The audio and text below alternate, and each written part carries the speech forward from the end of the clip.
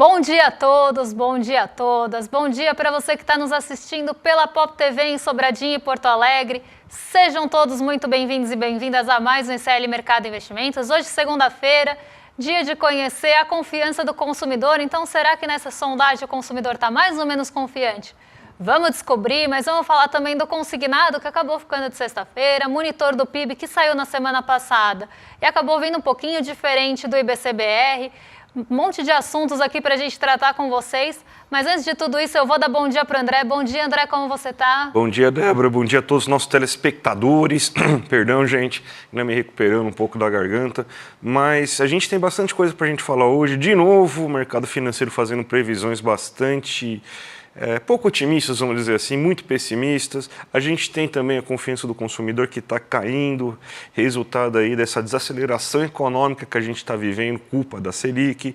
Tem o monitor do PIB, então tem bastante assunto para a gente tratar hoje. Então já vamos para a agenda logo, né, Débora? Então o que o nosso telespectador vai enfrentar nesse dia de hoje? Bom, hoje a agenda ela não está tão recheada assim, ela está uma agenda até mais voltada ali para a Europa no comecinho da manhã. Depois tem alguns indicadores brasileiros e no fim da tarde a gente tem mais indicadores internacionais. Então, o que a gente espera dessa agenda e o que a gente já teve, né, de divulgação?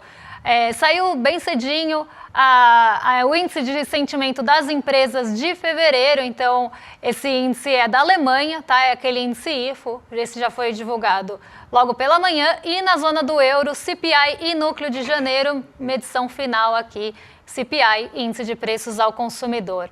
Às 8 horas aqui no Brasil, a FGV divulgou o IPCS semanal e a sondagem do consumidor de fevereiro. Então aqui, esse a gente vai trazer, né, esse dado a gente vai trazer com um pouco mais de detalhes para vocês, que é justamente a confiança do consumidor.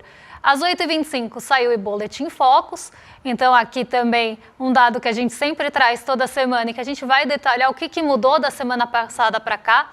Na sondagem do consumidor, a gente vai detalhar o que mudou do mês passado para cá.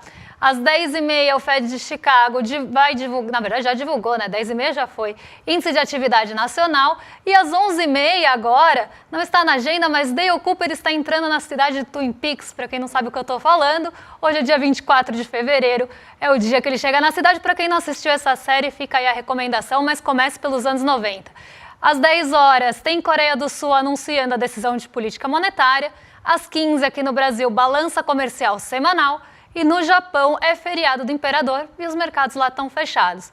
Mas então vamos vir para o Brasilzão, né? Porque já que o foco está na agenda, vamos comentar o que tem de diferente aí nele. Na verdade não tem nada de diferente, continua com aquele pessimismo gigante o Focus, né? A gente tenta entender de onde que saiu, por exemplo, esse aumento de inflação esperada. Não teve nada na última semana que fizesse com que mudasse a perspectiva de alguém. Não teve divulgação de nenhum item, por exemplo, muito relevante aí sobre inflação. Então, mesmo assim, o relatório Focus continua com esse pessimismo. Eu estou tentando ainda entender qual que é a lógica, qual que é o caminho que o relatório Focus está fazendo, já que antes o culpado era o crescimento econômico muito elevado. Agora, quem que é o culpado? Já que o crescimento econômico não está tão elevado, está dentro do tal do hiato do produto. O hiato do produto não tinham falado no passado que era de 2,5%. Então, eles projetam, inclusive, um crescimento econômico abaixo disso. Então, não era para ter crescimento econômico gerando inflação agora. Vai ter desaceleração, né, inclusive, mas o relatório Focus continua acreditando cada vez mais numa inflação crescente, chegando cada vez mais próximo de 6%, que também não é nenhum patamar absurdo para uma economia em desenvolvimento, né? Mas o mercado financeiro e o Conselho Monetário Nacional quer tanto uma inflação de 3%, então, basicamente, a gente vai ficar nessa irrealidade aí de você querer perseguir uma meta aí muito difícil, você tem que ter uma atividade econômica muito baixa para isso. Vamos ver, então, agora como que está, né? O relatório Focus dessa semana, ó, aumentou a inflação. Para esse ano estava em 5,60, agora está em 5,65. Para o próximo ano também está esperando 4,40, ou seja, daqui a pouco eles já estão falando que vai estourar a meta esse ano e no próximo ano. Ou seja, 3 anos seguidos aí de meta estourada aí da inflação. Então, esse é o nível de pessimismo deles. Não se espera, não teve nenhuma mudança em relação ao crescimento econômico, ainda se imagina um crescimento de 2,01%. Não teve nenhum dado aí muito relevante também para falar sobre crescimento econômico, não saíram as pesquisas nessa última semana. Saiu só o monitor do PIB, mas saiu na sexta-feira, então não deu nem tempo aí de você ter então algum reflexo disso aí na previsão do PIB nessa última semana.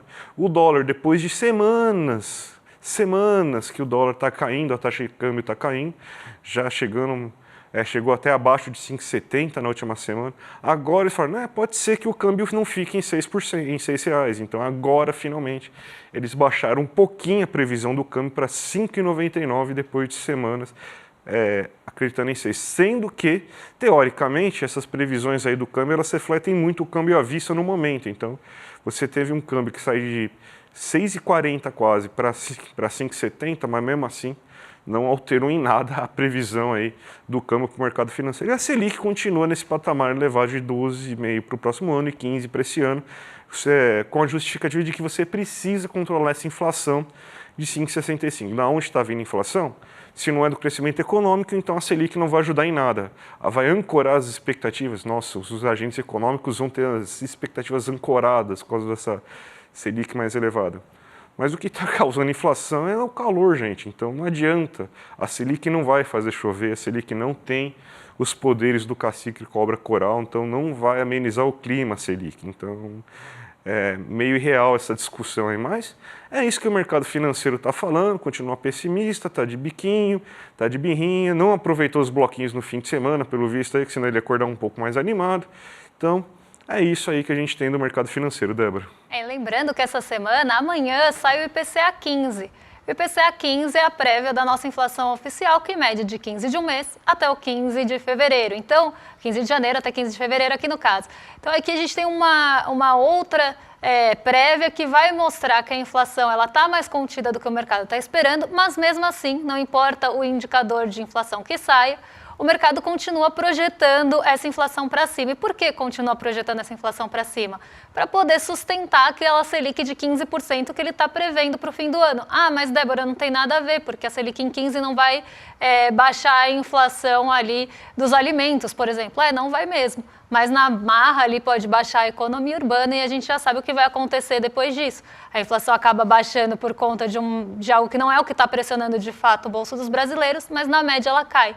E o mercado precisa ficar jogando essa Selic para cima, essa inflação para cima, para justamente sustentar essa projeção de Selic, que é uma forma de pressão também e de ele se fazer ouvido com a Selic e com as expectativas de juros futuros. E já emendando um assunto no outro, porque a gente vai falar agora de confiança do consumidor, essa Selic alta, ou essa projeção de Selic alta, essa taxa de juros já está começando a trazer algum impacto na confiança do consumidor. A gente viu um derretimento mesmo da confiança do consumidor nesse mês de fevereiro.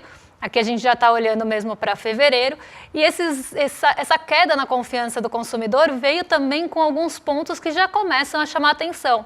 Por exemplo, o momento para bens duráveis. Não estamos no melhor momento para bens duráveis, as pessoas estão com um pouco mais de receio de comprar bens duráveis. O que é bens duráveis? Bens duráveis são geladeira, fogão, o que é durável mesmo, né? São itens normalmente mais caros, mais sensíveis a crédito, e isso está começando a aparecer na confiança do consumidor. Mês passado já tinha aparecido, mas agora vem com uma força muito maior. Então vamos ver como é que ficou a confiança do consumidor nesse mês e a gente vai explicando ponto a ponto para vocês.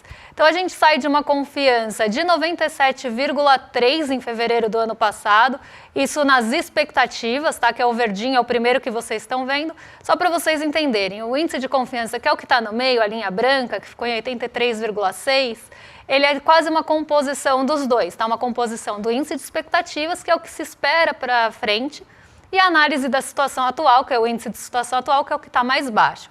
Então, no ano passado, a gente tinha 97,3% de expectativa e a gente viu uma queda de 10 pontos aí do ano passado para esse. Então, ano passado, os consumidores estavam mais otimistas em relação ao que vinha pela frente do que estão agora. E é aí, justamente, que a taxa Selic começa a mexer com a expectativa.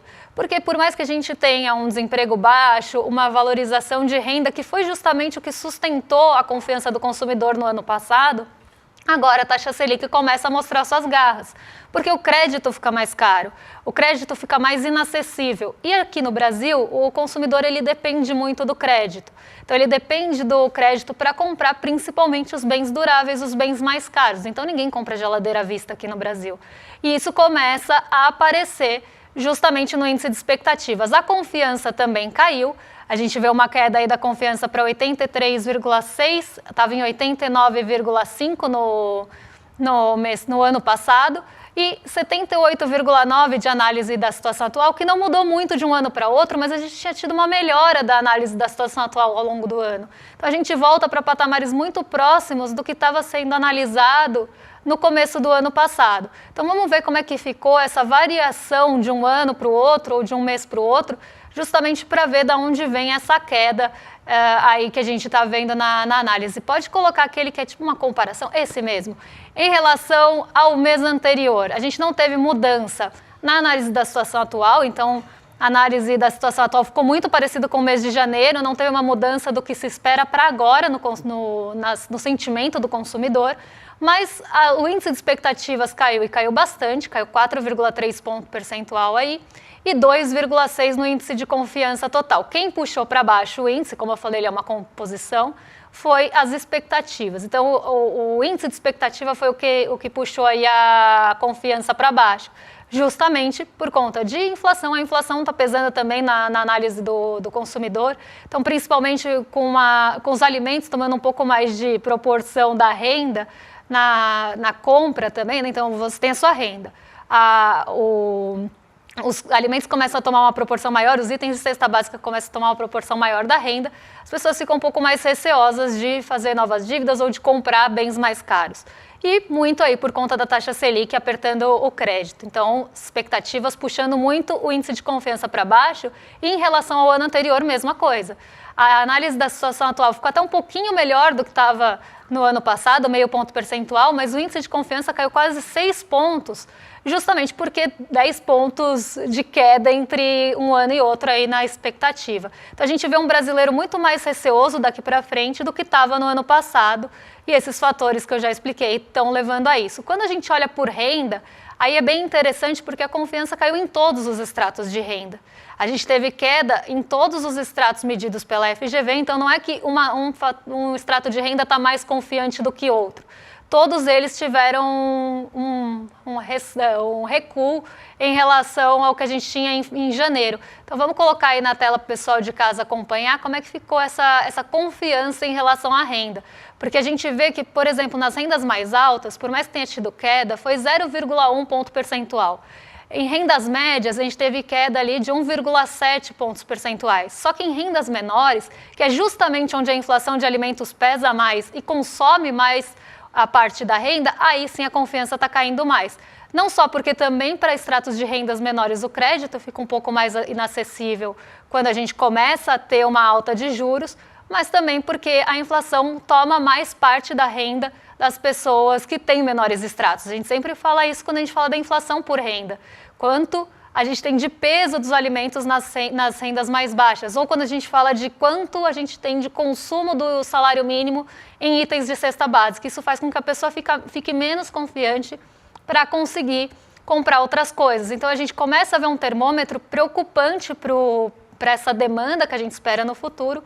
E não só isso começa também a trazer um alerta para outros índices, por exemplo, a pesquisa do comércio, que já mostrou alguns sinais de desaceleração, a gente deve ver isso também nos índices de gerente de compras. Então a Selic realmente já está mostrando suas garras e, como a gente falou anteriormente, não vai melhorar o preço dos alimentos, que é justamente o que está pressionando o bolso do brasileiro, André. Até me assusta o ritmo que está acontecendo isso, porque era para acontecer de uma maneira não mais gradual, né, mas era para demorar um tempo a mais, né?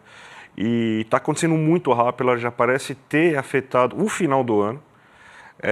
A gente esperava os primeiros momentos aí fora da indústria, a indústria sim é muito mais rápido, né? Mas a gente esperava o primeiro momento quando, sei lá para março, abril, que seria o momento aí que daí sim você teria tudo afetado. Mas não, mas já está afetando agora. Muita gente falou, não, a Selic nesse patamar está alta, mas relaxa, vai acontecer um pouso suave da economia. Não, está caindo muito rápido e está caindo até de maneira assustadora. a atividade econômica no Brasil. As pessoas sem confiança, elas não vão para o barzinho, não vão comprar coisas, não vão comer em restaurantes, vai reduzir o ritmo dos serviços de uma maneira mais rápida, porque elas nem podem estar sentindo ainda os efeitos da Selic mais elevada, mas elas já estão com medo desses efeitos da Selic mais elevada, então elas já estão reduzindo seu nível de consumo. Isso aí é muito perigoso, porque se a gente for pensar, muito da economia é levada por questão psicológica, né? É a expectativa de lucro futuro que faz as empresas investirem, a expectativa de estabilidade de renda e emprego que faz as pessoas consumirem, expectativa de aumento de renda futura que faz as pessoas aceitarem gastar um pouco a mais e comprar itens mais caros. E não é isso que está acontecendo. A gente está vendo aí que mesmo com desemprego baixo, mas deu uma leve alta, e principalmente em dezembro, isso daí é um dado que a gente precisa ficar muito atento. E mesmo com a renda aumentando, a gente teve aumento do salário mínimo, a perspectiva continua ruim. Então, não será um pouso suave, será um pouso, uma queda forte. A gente pode esperar, talvez, inclusive, uma atividade econômica muito baixa aí nesse primeiro trimestre, se já não tiver uma queda de atividade, aí um PIB negativo no final do ano. Então, gente, o sinal amarelo já está ficando laranja para a nossa economia, Débora. Pois é. E agora a gente vai falar de um outro assunto que também acaba ficando ligado. Todos os assuntos, na verdade, eles acabam tendo um fio condutor, que é o consignado divulgado na semana passada. A gente até falou disso na entrevista com o ministro da Fazenda, Fernando Haddad, de que vai ter uma linha aí de consignados para as pessoas pelo e-social, né? Então, não seria ali aquele consignado que só acaba sendo fornecido, sendo concedido para quem tem ou CLT, né? O SLT tem folha de pagamento, ou o pensionista, o aposentado, o servidor público, que tem ali aquela renda já quase comprovada por holerite, né? Porque o desconto acontece dessa forma. O consignado, novo consignado, seria por e-social até para atingir outros agentes. Então, os trabalhadores, por exemplo, informais, poderiam começar a ter esse acesso ao consignado. E essa medida ela é polêmica, porque você está aumentando, né, ou tentando estimular a demanda por meio de crédito. Esse é um dos pontos, mas a gente sabe que o consignado ele tem uma alta, por mais que tenha ali, o brasileiro, foi o que o Haddad falou, o brasileiro já está endividado, ele está endividado em taxas muito altas. A gente vê aqui nos estudos do Banco Central quão altas essas taxas são, inclusive o consignado tem taxa alta aqui no Brasil, por mais que tenha a folha de pagamento, o salário, o holerite ali garantindo crédito, ainda assim a taxa de juros do consignado é alta aqui no Brasil, mesmo tendo a garantia, assim como o financiamento de veículos, que também tem a garantia ali do bem para garantir a taxa e o crédito. Então a gente vê que a taxa ainda é alta. Então o que o Haddad falou? O brasileiro já está endividado a taxas maiores, ele vai poder trocar em 90 dias esse crédito por outra taxa, né, pelo consignado aqui no caso, por outro tipo de crédito, outra modalidade com taxas menores, e vai conseguir aliviar um pouco o bolso. Só que a gente tem que lembrar também que o consignado ele acaba sendo ali um fator que pesa na renda. E os juros não são tão baixos assim, por mais que tenha todo esse movimento para isso. Então a gente sabe quem já está contando com os lucros e tendo aí o consignado como uma forma de estímulo por meio de crédito, que a gente já viu acontecer em outros momentos. Então, o que me parece é que é uma tentativa de tentar reativar a economia via aquele modelo de crescimento por consumo, né, que já foi uma das marcas do primeiro e segundo governo Lula, só que a conjuntura econômica está diferente e simplesmente fornecimento de crédito não garante que esse dinheiro vá para o consumo. A gente pode ter pessoas pegando esse dinheiro para pagar dívidas antigas, até porque uma das coisas que eles querem é trocar dívidas de maior valor por dívidas de menor valor, né? Então com taxas de juros menores, que é isso que ele falou que nos primeiros 90 dias vai fazer, né? Você poder fazer uma troca dessas dívidas agora por dívidas menores, né? Entrando no consignado. Então você não tem essa garantia. E claro, a gente sempre tem esse problema aí de que o brasileiro está bastante endividado e você querer endividar um pouco mais o brasileiro talvez não seja a melhor saída. É uma medida que vai ser muito popular, muita gente está enforcada, muita gente vai pegar esse crédito, é mais fácil, vai ser mais fácil pegar esse crédito, vai ser mais barato. Sim, acho que no curto prazo pode fazer um efeito, mas no médio prazo pode criar uma bola de neve complicada aí para a economia, Débora. E o que eu, assim, tenho de crítica quando a gente fala em relação ao crescimento sustentado pelo crédito, ou essa coisa de você querer aumentar o consumo, que é muito popular, sim, para as pessoas. Então, você cresce ali dando poder de consumo para as pessoas, que foi, como o André falou, foi uma marca importante de outros governos. Quando você faz isso também por meio de crédito e crédito consignado, você está dando, sim, poder de consumo, você está aumentando o consumo, a possibilidade de consumo por meio do crédito para as pessoas. Só que, do outro lado, você também está ali fazendo isso com os bancos, né, por meio de bancos. E a gente sabe quão lucrativo é o crédito, a carteira de crédito de um banco, ela é muito lucrativa. Então, você está dando, de um lado, o poder de consumo para as pessoas, vamos pensar assim, mas por outro você está dando mais poder econômico e político para banco. Então, é uma coisa desigual. Mas, além disso, hoje quem domina o mercado de crédito consignado aqui no Brasil é o Itaú e o Santander. Quem pretende vir forte aí nesse mercado a partir de agora com o E-Social é o Banco do Brasil. Eles já estão almejando lucros maiores com essa possibilidade de consignado. Então, aqui a gente começa a ver, né? Você consegue sim atender a população, a demanda reprimida, fazer com que ela tenha ali uma melhora de percepção, provavelmente com uma coisa popular, que vai dar crédito para elas e vai fazer com que ela consuma. E, do outro lado, você está girando ali lucros maiores ainda para os bancos. Então, e o Banco do Brasil já falou abertamente nisso. Inclusive, eu ia até pegar o quanto eles esperam crescer por conta desse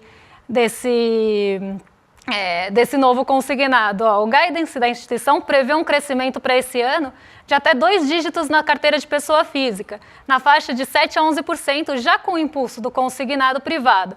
No total da carteira, o BB espera crescer entre 5,5% e 9,5%, ante uma faixa de 8% da média de mercado. Então, vem agentes também novos entrarem nessa disputa por conta do novo consignado, mas a gente nunca pode esquecer o quanto isso tem de peso também no lucro dos bancos. Então, você acaba tendo ali 2 pesos e 2 medidas também, quando você tem esse tipo de medida.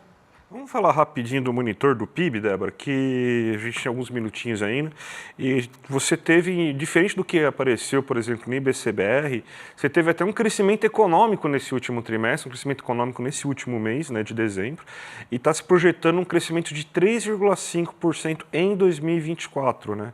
E diferente do que a gente viu no ano de 2023, que foi a agropecuária que influenciou o PIB, esse ano a agropecuária até atrapalhou um pouco.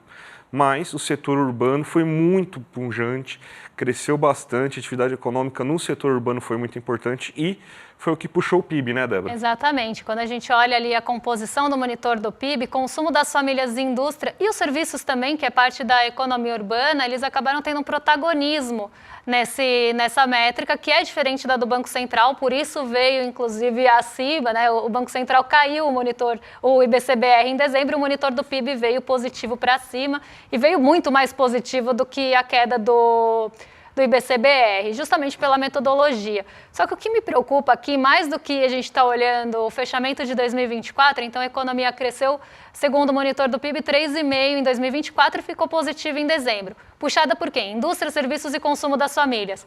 Justamente 3 lugares, 3 setores da economia brasileira que a taxa de juros está começando a fazer estrago, está começando a fazer barulho. Então aqui a gente começa a enforcar essa economia urbana, que foi um grande motor, principalmente a indústria, um motor importante da economia no ano passado, inclusive surpreendente a indústria no ano passado. A gente começa a enforcar esse setor urbano com a taxa de juros mais alta, né? Então, o consumo das famílias, como a gente viu, já está começando a ter uma expectativa de queda. Se a gente tem uma expectativa de queda, isso vai ter também uma expectativa negativa para outros setores, porque se a demanda começa a cair ou a expectativa de demanda começa a cair, isso pode ser um problema. Se a expectativa de lucro não vai ser maior do que a Selic projetada, também começa a ser um problema. O custo de capital começa a ficar mais caro. Então, tudo isso, né, pode enforcar justamente as surpresas e os destaques positivos do ano passado. Eu nem vou passar ali no gráfico do consumo das famílias, nem da indústria, mas eu até gostaria de comentar com vocês que a formação bruta de capital fixo, que é aquele investimento, de fato, ele acabou tendo um resultado muito bom no ano passado, puxado por todos os componentes da formação bruta de capital fixo, principalmente máquinas e equipamentos, que era um excelente indicador de que tinha, sim, uma boa expectativa para o futuro. E no consumo das famílias também a gente teve uma equalização do que projetou, né, do que trouxe esse resultado. Antes a FGV dividia a barrinha ali, e agora ela não divide mais, ela só diz que todos puxaram ou qual que puxou mais o indicador para cima. Então ela não dá mais o detalhamento dentro da barra consolidada. Infelizmente, porque eu gostava muito daquela análise. Mas a gente vê que tinha sim essa possibilidade no fim do ano passado, e agora com a Selic mais alta isso pode começar a ficar um pouco mais enxuto, pode ficar um pouco mais enforcado, e esse é a nossa preocupação aí para o ano que vem, não, né, para esse ano, mas ano que vem, segundo o relatório. Bem, Débora, sabe que vai ter esse fim de semana, além de carnaval? Vai ter o Oscar, né? Pois e todo é. mundo esperando Ainda Estou Aqui. E já para fazer esse aquecimento aí, a gente vai mostrar aí o lançamento do livro da Juliana Dalpiva aí, que conta a história aí do Rubens Paiva, que ganhou a atenção inteira do mundo, né? O Crime Sem Castigo, né? Então a gente está convidando vocês para a nossa live aí, que vai falar aí sobre o Crime Sem Castigo, aí, o livro da Juliana Dalpiva, junto com o Marcelo Rubens Paiva, que é o autor do Ainda Estou Aqui, com a Vera Paiva, que é a irmã do Marcelo, e os dois são filhos da Eunice, e o próprio Eduardo Moreira. A gente vai comentar, vai ter uma live super especial aí falando de tudo isso, né? Então vai ser o lançamento desse livro, né? E vai também falar bastante sobre o livro Ainda Estou Aqui, que é o que deu origem ao filme, né? Então, gente, não dá para perder, ó. Dia 25 de dezembro, 8 horas da noite, terça, amanhã já, né? Então já é amanhã.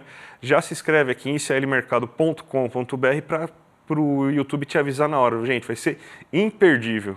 É uma discussão muito importante que a gente precisa ter, né, em relação a tudo o que aconteceu, né? Todos os crimes, não só o do Rubens Paiva, mas o do Rubens Paiva também, todos os crimes sem castigo que a gente teve e quantas outras atrocidades que a gente não teve aí, que estão sendo pesquisadas agora na ditadura, com algumas aberturas de arquivo e tudo mais. Então é um assunto que a gente precisa muito falar aqui no Brasil, porque, como eu falei várias vezes já, é uma memória que não foi trabalhada, foi uma escolha não trabalhar essa memória, e a gente precisa falar sobre isso. Eu acho que o Oscar, o filme, tudo isso consegue abrir essa porta, jogar esse holofote para que a gente tenha essa discussão.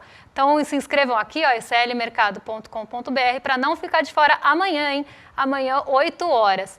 E agora vocês ficam com o Rolê ICL na sequência, com o William De Luca e o Guga Noblar, para receber vocês, aí nossos vizinhos de cima, para receber vocês com uma excelente companhia a partir de agora. Então vocês ficam aí com eles e a gente volta amanhã, porque amanhã é dia do quê? IPCA 15, dia de conhecer o que está pressionando o nosso bolso. Um beijão e até lá. Até mais, gente. É amanhã o nosso encontro com Marcelo Rubens Paiva e Vera Paiva, filhos de Rubens Paiva e Eunice, para a gente conversar sobre o Crime Sem Castigo. O filme que está emocionando o mundo, Ainda Estou Aqui, tem como personagens o Marcelo e a Vera, e eles vão contar para a gente amanhã detalhes dessa história, um encontro forte, emocionante e necessário. Vai acontecer amanhã às 8 horas da noite, horário de Brasília. Um abraço e até amanhã.